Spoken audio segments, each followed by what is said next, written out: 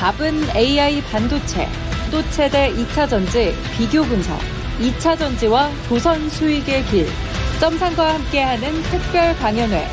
QR코드를 인식해 확인해보세요.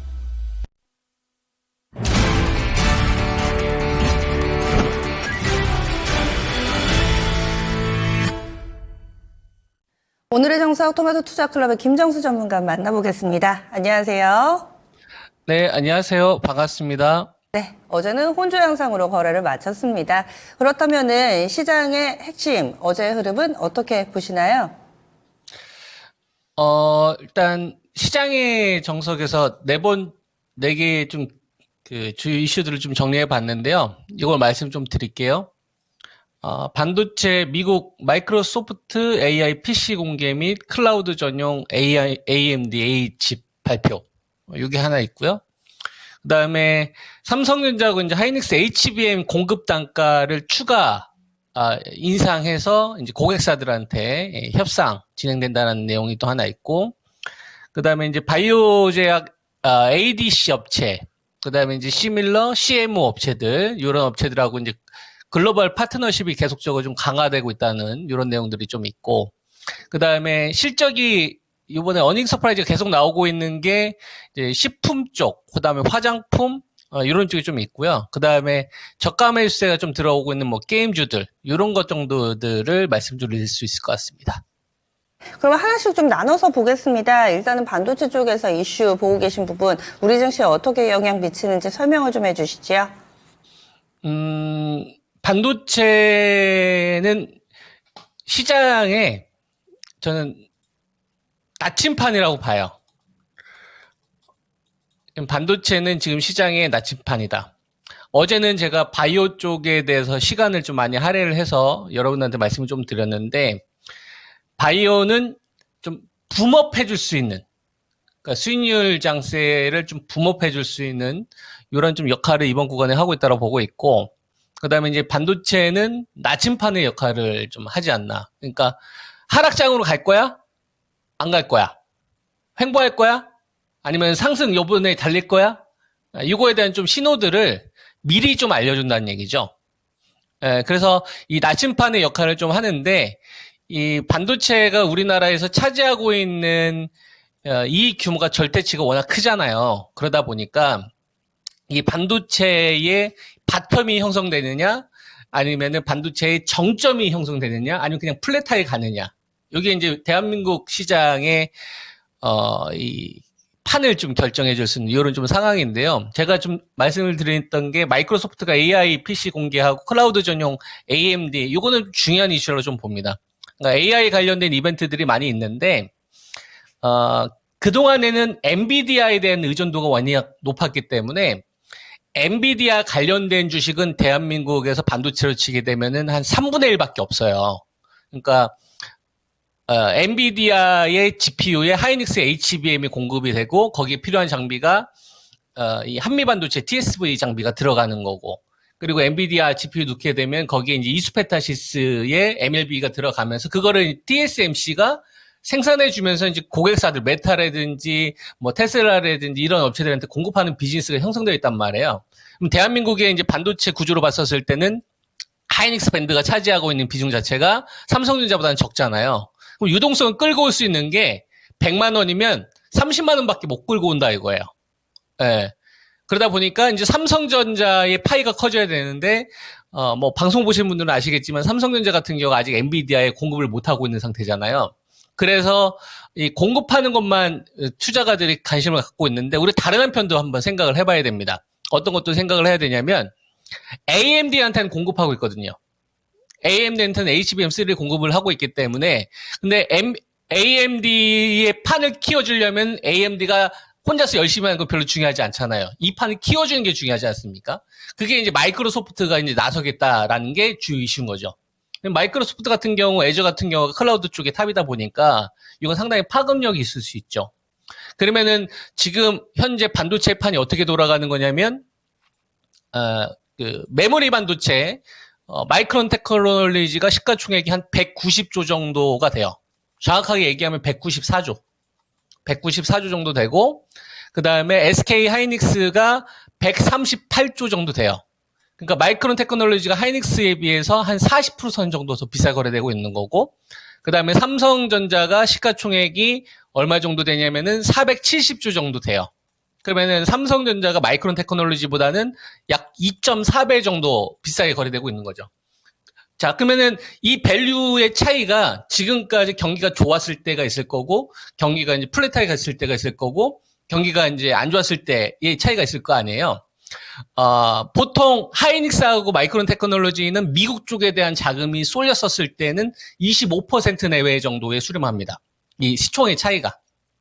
왜냐면 이제 미국 같은 경우가 우리나라보다 훨씬 더 선진 시장이니까 자금 자체가 이제 더 많이 배분되어 있는 거고요.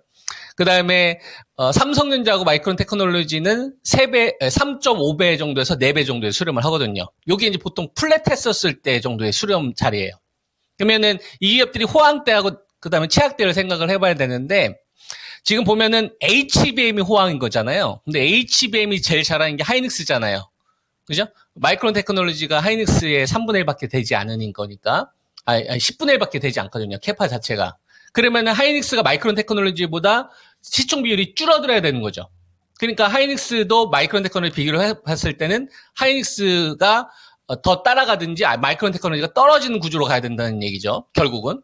아니면 삼성전자 입장도 한번 생각을 해봐야 되는데, 삼성전자가 여태까지 디스카운트 받았었던 게 디램하고 랜드 가격은 빠르게 올라가고 있으나 HBM의 경쟁력에 대해서 후퇴한다. 근데 디램하고 랜드 쪽 요거 버는 돈이 100조. HBM을 다 먹어봤자 10조밖에 못 먹는단 말이에요. 그러면은 요걸 가지고서 이 밸류가 할인이 지속되기는 어렵다는 얘기죠. 사실상 메모리 반도체 업황은 같이 가고 같이 나빠진 구조로 가는데, 이 세 개의 업체가.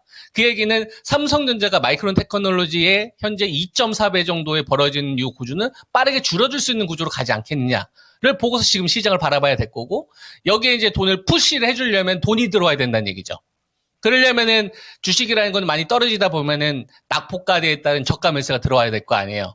저항대 잡아먹어야 될 거. 그 기준으로 제가 여러분한테 제시해 줄 수 있는 게 8만 원이다 이겁니다. 그러니까 8만 원 이하에서는 저는 사야 된다고 보는 거예요.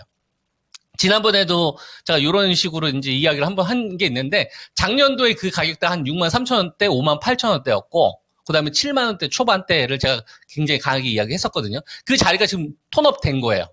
여기에서 이제 자금이 붙으면은 소부장으로 퍼지는 거죠.